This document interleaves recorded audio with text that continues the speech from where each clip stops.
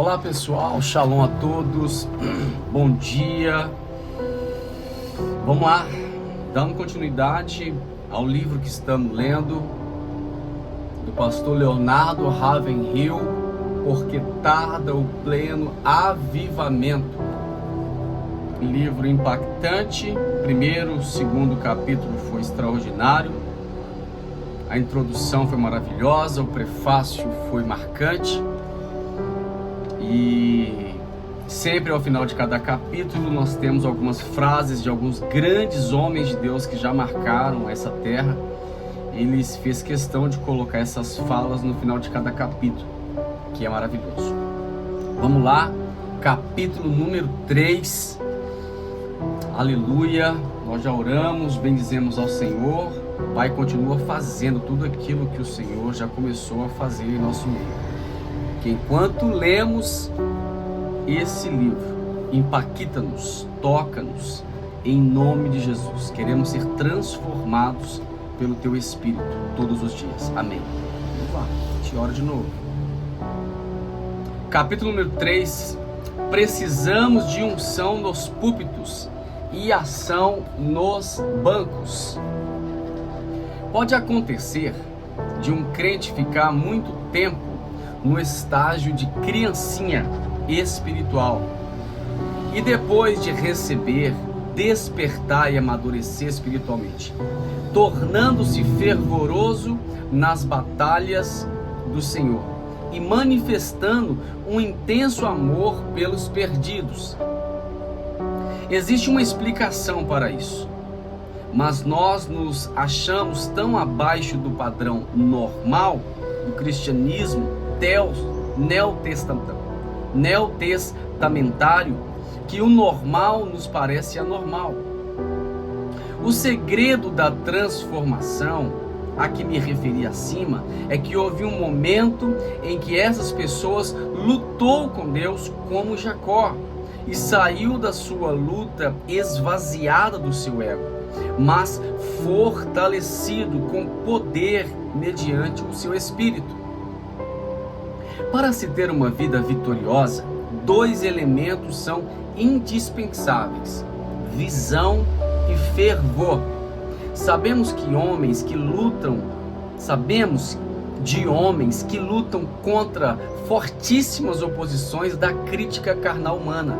Se tomam de assalto os picos pedregosos do território inimigo, tão somente para fincar a cruz de Cristo em lugares onde habita a crueldade. Por quê? Porque tiveram uma visão e se encheram de intenso fervor.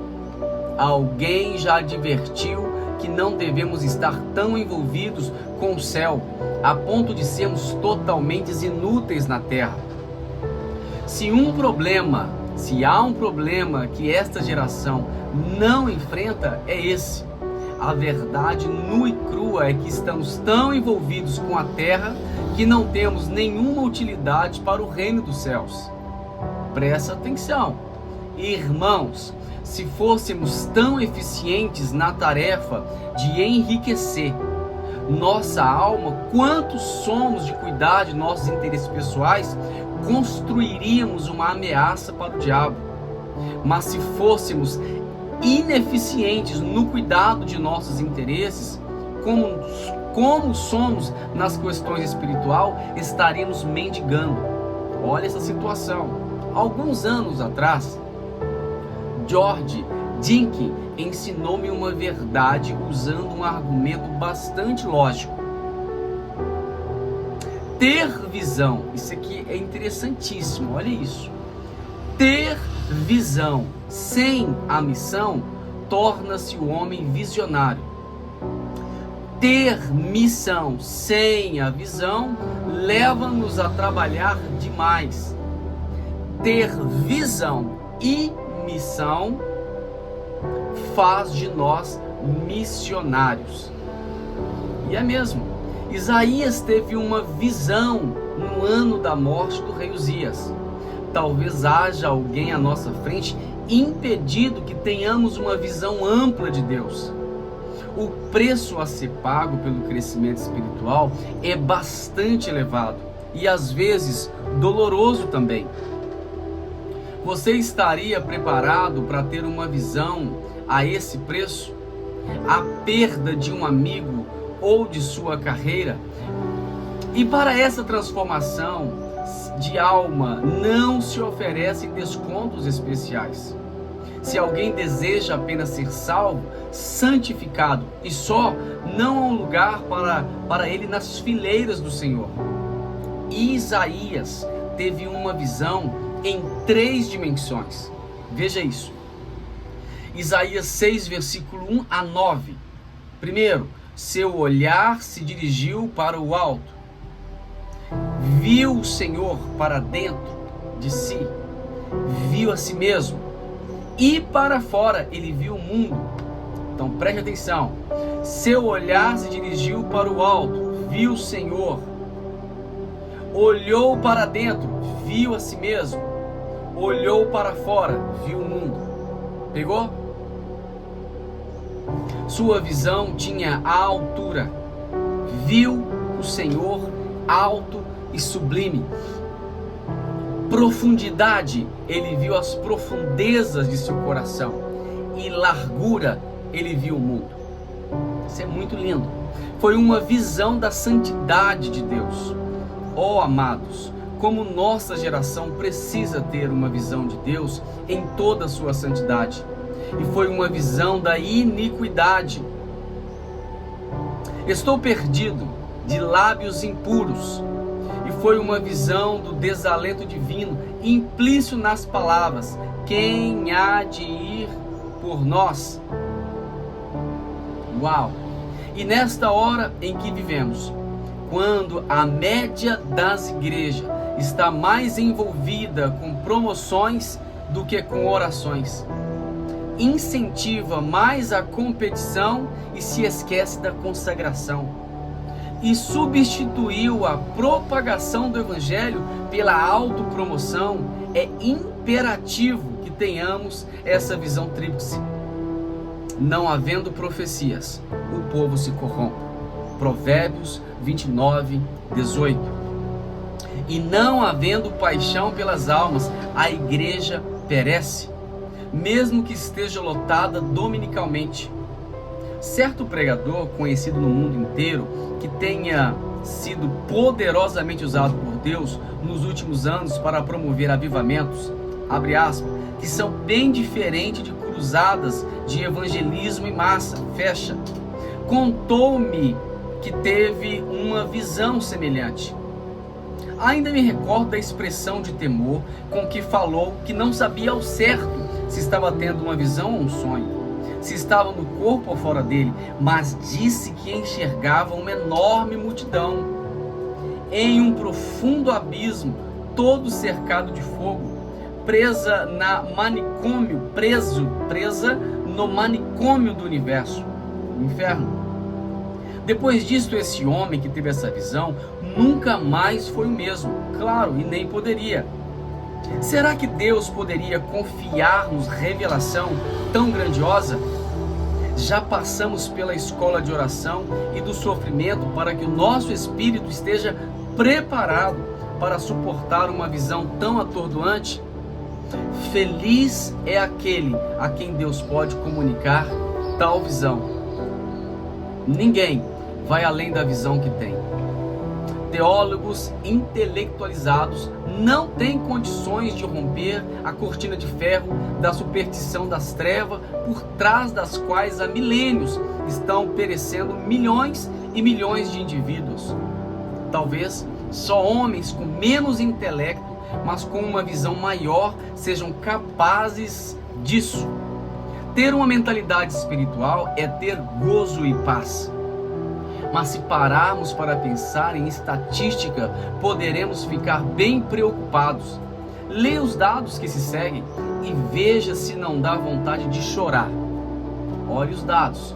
Em Japão, o governo da nação afirma que a população já passa da casa dos 120 milhões e está crescendo ao ritmo de 1 milhão e 100 de pessoas por ano. Isso quer dizer que o número de não convertidos aumentou em 5 milhões nos últimos 5 anos. Coloque esses dados em sua lista de oração. Coreia, a população desse país é de cerca de 42 milhões, constituída em grande parte de refugiados, flagelados e famintos.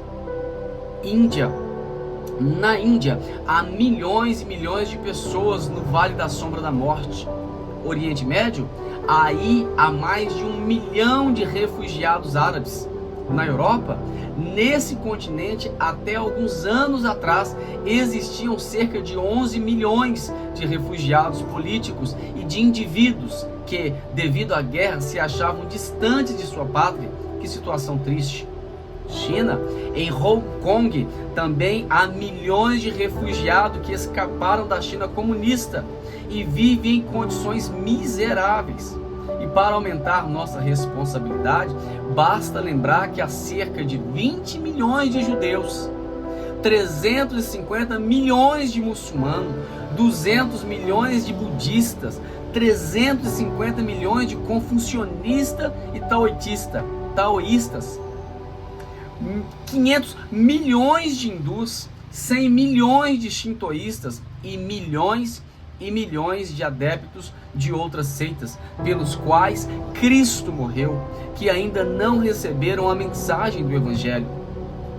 Até mesmo nos Estados Unidos, existe um torno de 50 milhões de jovens com menos de 20 anos e uns anos que não estão recebendo os ensinamentos de Deus, e cerca de 10 mil cidades de pequeno porte onde não há templo evangélico. Quase 1 milhão de pessoas morrem sem Cristo semanalmente em todo o mundo. Isto não significa nada para você? Precisamos acabar com nossa religião sintética. Uma situação dessa revela a falta de unção nos púlpitos e de ação nos bancos. O fato é que hoje não se prega mais o Evangelho com o mesmo fervor de antes. E não há mais fome de se ouvir a pregação da palavra. É possível que Deus esteja mais irado com os países de formação protestante, como Estados Unidos e Inglaterra, do que os comunistas. Acha essa afirmação absurda? Então pensa seriamente no seguinte: na Rússia, há milhões de indivíduos que nunca tiveram uma Bíblia e nunca assistiram a um programa evangélico na televisão ou no rádio. Se pudessem ir a uma igreja, iriam de bom grado. Talvez estejam equivocados aqueles que oram no sentido de que os perdidos têm uma visão no inferno para que se arrependam. Pode ser que eles precisem mais de uma visão do Calvário.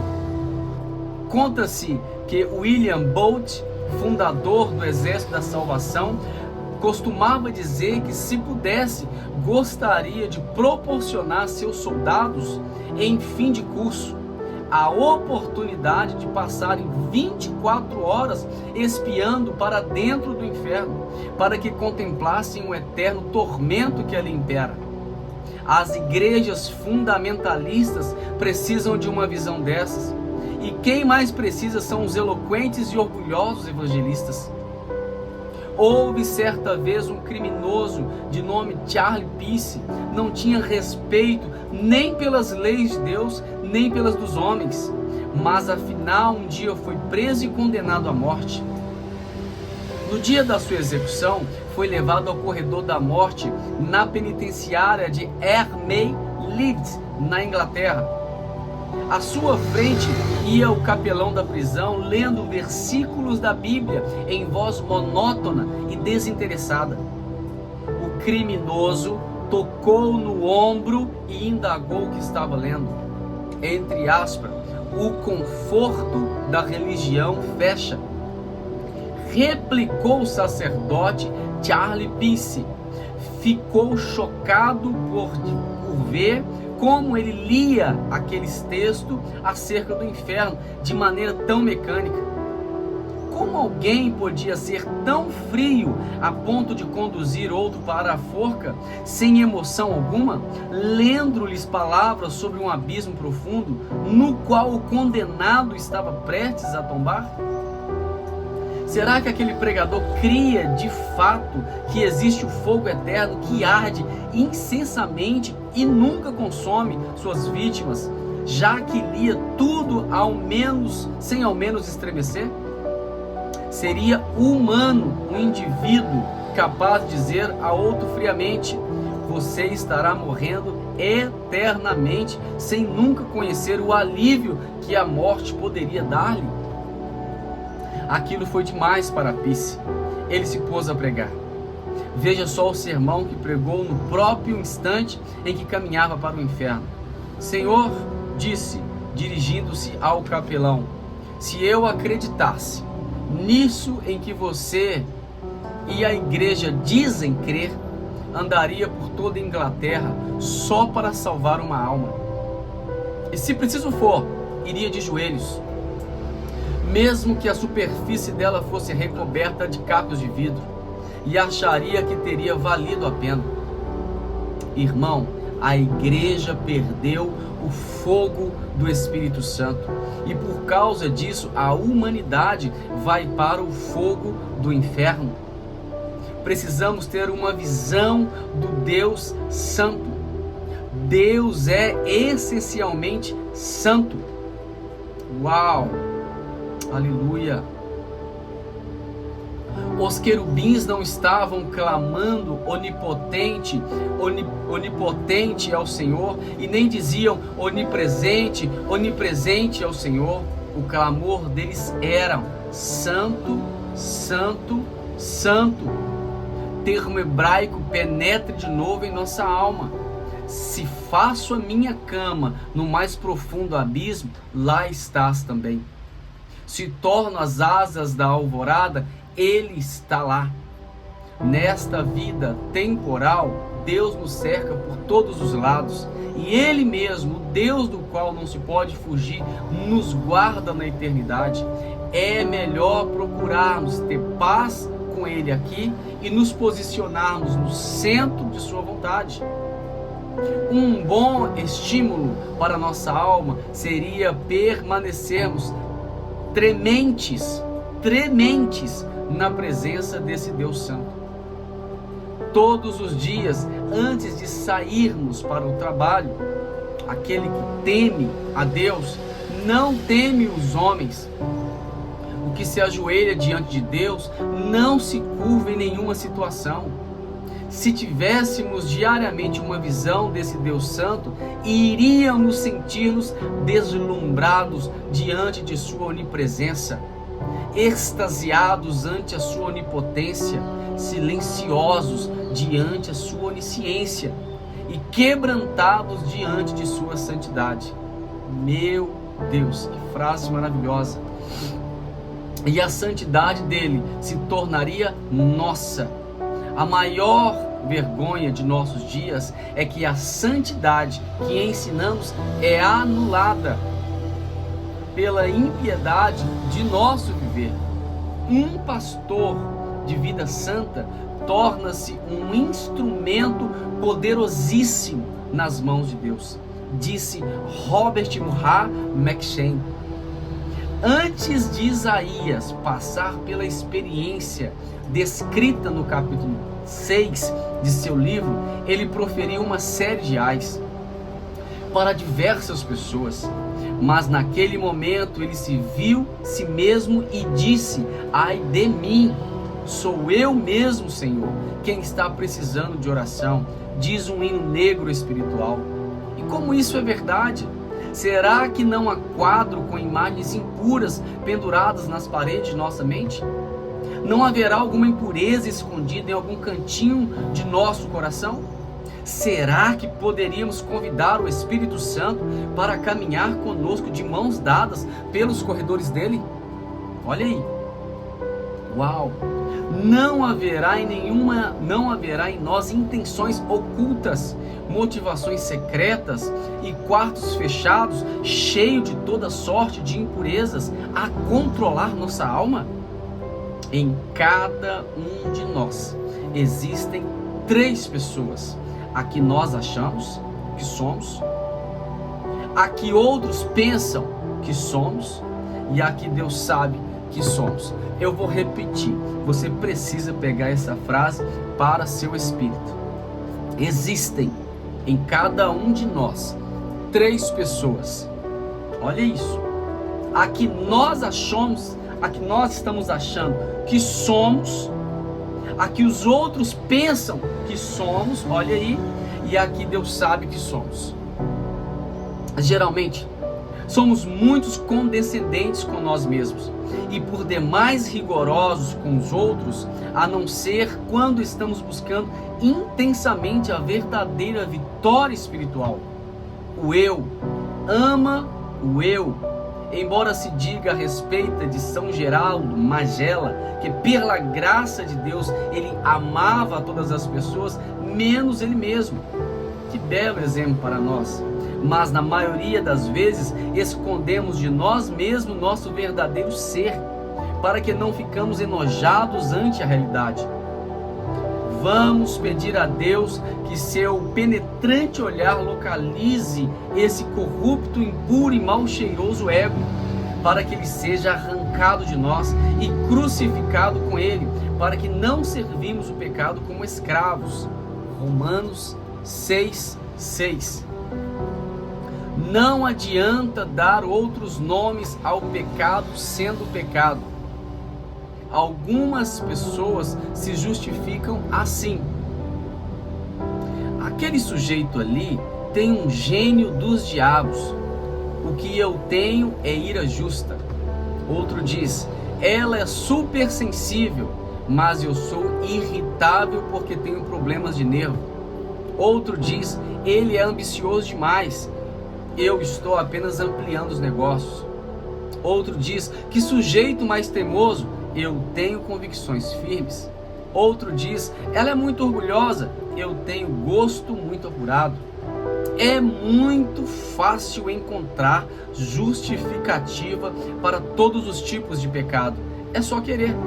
Mas quando o Espírito Santo nos sonda o coração e conhece que vai em nós, vamos voltar. Mas quando o Espírito Santo nos sonda o coração e conhece o que vai em nós, não passa a mão em nossa cabeça, nem tampouco nos lesa. Perguntou-lhe ao cego, Jesus, que queres que eu te faça? Respondeu o cego, mestre, que eu torne a ver. Marcos 10:51. Vamos nós também pedir visão a Deus, uma visão para o alto, para dentro de nós, para fora. Assim como aconteceu com Isaías, ao olharmos para o alto, veremos o Senhor em toda a sua santidade. Ao olharmos para dentro de nós, iremos ver exatamente como somos e enxergaremos nossa necessidade de purificação e poder. E ao olharmos para fora, veremos um mundo que está perecendo sem o conhecimento do Senhor. Sonda-me, ó Deus, e conhece o meu coração, prova-me e conhece os meus pensamentos, e vê se há em mim algum caminho mau. Guia-me pelo caminho eterno. Salmos 139, 23 e 24. Só então teremos unção nos púlpitos e ação nos bancos. Uau! Vamos à primeira frase, ao término aqui do nosso capítulo número 3. Palavra de James Gilmour, da Mongólia. Será que em nossos dias não estamos confiando demais no braço de carne? Por que será que não podemos presenciar as mesmas maravilhas que ocorreram no passado? Os olhos do Senhor não passam mais por toda a terra para mostrar-se forte com aqueles que confiam fortemente nele, totalmente nele? Ah, que Deus me conceda uma fé mais prática. Onde está o Senhor? O Deus de Elias está esperando que Elias clame por ele? Uau! Palavra de R. Sibbes. Quando buscamos a Deus em oração, o diabo sabe que estamos querendo mais poder para lutar com ele e por isso procura lançar contra nós toda oposição que é capaz de arregimentar. Ezequiel 22:30, busquei entre eles o homem. E Tiago 5:17, Elias era homem. Uau! Que capítulo maravilhoso, meu Deus! Deixa eu ver quantas páginas nós lemos. Uau! 3, 4, 5 páginas, maravilha. É isso, finalizamos capítulo número 3, uma leitura rápida. Deus abençoe a todos. Vamos para o capítulo número 4. Olá pessoal, shalom, bom dia a todos. Novamente estamos aqui dando continuidade à nossa leitura do livro Porque Tarda o Pleno Avivamento de Leonardo Ravenhill.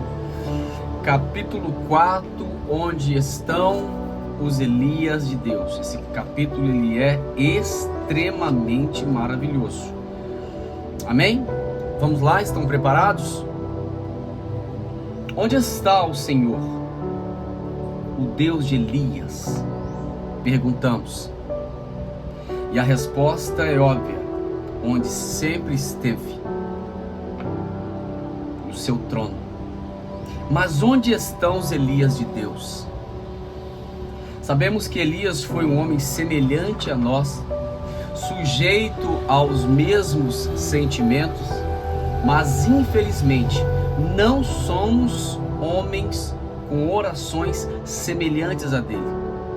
Um homem que ora para Deus é poderoso. No entanto, hoje o Senhor está passando de largo pelos homens, não porque sejam imprestáveis, mas porque são por demais autossuficientes. Irmãos, nossa capacidade nos deixa incapacitados e nossos talentos constituem um tropeço para nós. Elias saiu da obscuridade e entrou no palco do Antigo Testamento, já homem feito. A rainha Jezabel, aquela filha do inferno, havia removido os sacerdotes de Deus e posto no lugar deles altares para os falsos deuses. A terra estava coberta de trevas e o povo envolto em escuridão espiritual, e o pecado o campeava.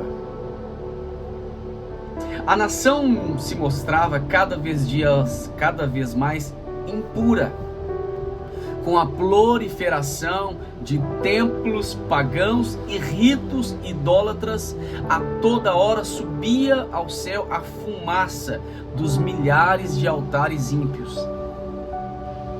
E tudo isso acontecia no meio de um povo que se dizia descendência de Abraão e de uma gente cujos ancestrais haviam clamado a Deus nas horas de aflição. E dessa forma foram libertos das tuas tribulações, como estava diante do Deus da glória. O sal perdera seu sabor, o ouro perdera o polimento, e em meio a toda essa imensa apostasia, Deus levantou um homem, não uma comissão, nem uma nova denominação, nem um anjo, mas um homem com sentimentos semelhantes ao nosso. Deus procurou entre eles um homem, não para pregar, mas para se colocar na brecha. E como Abraão fizera antes, agora Elias estava na presença do Senhor. O resultado foi que, tempos depois, o Espírito Santo pôde escrever a história dele com apenas 2 palavras: e orou. Isso é tudo que uma pessoa pode fazer para Deus e para a humanidade. Se a igreja hoje contasse com tantos intercessores quantos são seus conselheiros, teríamos um avivamento dentro de um ano. Os homens que oram assim são os grandes benfeitores da humanidade. Elias foi um deles. Ele ouviu uma voz, teve uma visão experimentou o poder sobrenatural, avaliou o inimigo e, tendo Deus como parceiro, conquistou a vitória. Uau! E as lágrimas que derramou, a agonia de alma que suportou, os gemidos que exprimiu estão todos registrados no livro das crônicas de Deus. Por fim, ele surgiu para profetizar com a infalibilidade divina. Conhecia a mente de Deus e foi assim que sozinho paralisou toda uma nação e modificou o curso da natureza. Esse homem decidiu e permaneceu firme como as montanhas de Gileade, no momento em que cerrou os céus para que não chovesse. Com a chave na mão, que serve em qualquer fechadura, ele trancou os céus. Isso é muito forte. Pôs a chave no bolso e fez Acabe estremecer. Isso aqui dá uma mensagem, papai.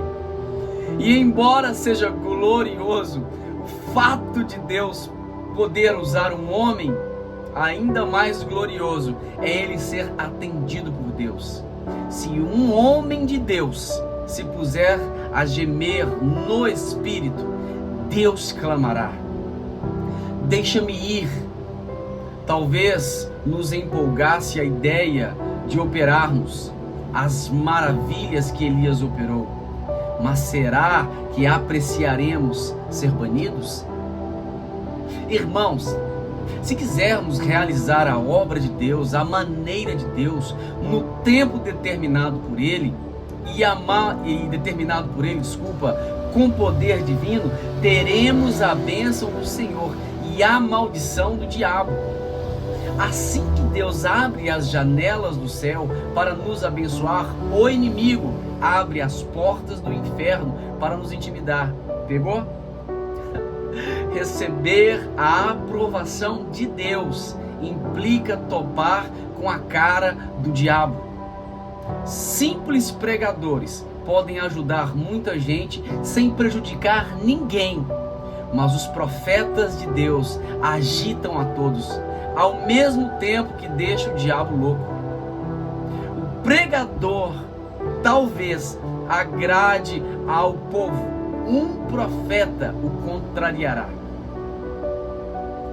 O homem que se mostra descompromissado, inspirado e cheio de Deus está sujeito a ser taxado de impatriota por censurar os pecados e sua nação, ou de descaridoso porque sua língua é como espada de dois gumes, ou de desequilibrado porque o peso da opinião da maioria dos pregadores é contrário a ele. O mero pregador é aclamado, o profeta de Deus é perseguido. Queres ainda ser um profeta de Deus? My God. Continuando. Irmãos meus, nós apreciamos imensamente os grandes santos de Deus do passado. Uau! Os nossos missionários mártires reformadores como Lutero, John Bunyan, Wesley. Nós escrevemos as biografias deles, sim. Reverenciamos os seus feitos, sim. Nós compomos elogios e erguemos memoriais, sim. Fazemos qualquer coisa, menos imitá-los. Apreciamos o sangue que eles derramaram, mas não deixamos que se derrame uma só gota do nosso. Pega aí, varão. My God. João Batista conseguiu ficar 6 meses solto. Olha isso, da outra pregação aqui. Em nossos dias, numa de nossas cidades, nem Elias, nem ele teriam vivido 1 mês. Teriam sido presos, antes disso, lançados numa prisão ou num hospital de doentes mentais, acusados de julgarem os outros e de não abradarem um pouco a sua mensagem. Nossos evangelistas de hoje estão de olhos abertos contra o comunismo, mas não dizem uma palavra contra os outros ismos que mudam, que inundam o nosso país. Será que existe um mensageiro hoje, cheio do Espírito Santo, aleluia, revestido de toda a armadura de Deus, para denunciar o inimigo com toda a autoridade? Uau! Somente a oração poderá manter acesa a chama do nosso coração e conservar nossos olhos fixos na visão. Esse Elias tinha um vulcão no coração e uma voz de trovão. Surgiu no cenário do reino justo numa época bem parecida com esta que vivemos. As dificuldades com que se depara o evangelismo mundial são incontáveis, mas isso só serve para estimular os mais decididos. Uau! Vês rios que parecem intransponíveis? Vês montanhas nas quais não se podem abrir túneis? Deus se especializa em realizar o que julgamos impossível e pode realizar o que nenhum outro pode conseguir. Uau! O preço é elevado. Deus não quer ser apenas nosso sócio, Deus quer ser nosso proprietário. Elias viveu com Deus. Ele via o pecado da nação como Deus via. Isso é forte. Entristecia por causa dele, de modo como Deus se entristecia. Olha aí. Repreendia. Uau! Ele repreendeu o pecado, de modo como Deus repreendia. Elias era fervoroso em suas orações, ardoroso em denunciar os males do povo. Sua pregação nada se tinha brandura, era repassada de fervor. Suas palavras abrasavam o coração das pessoas como um metal incandescente, como lhes queimariam a pele. Essa era a sua mensagem. Mas o Senhor firma os passos do homem e no seu caminho se compraz, já dizia Davi em Salmos 37, 23. E então orientou Elias. Primeiro disse ele: esconda-te. Depois, vai-te, apresenta-te. Seria errado esconder-nos quando deveríamos estar repreendendo reis em nome do Senhor?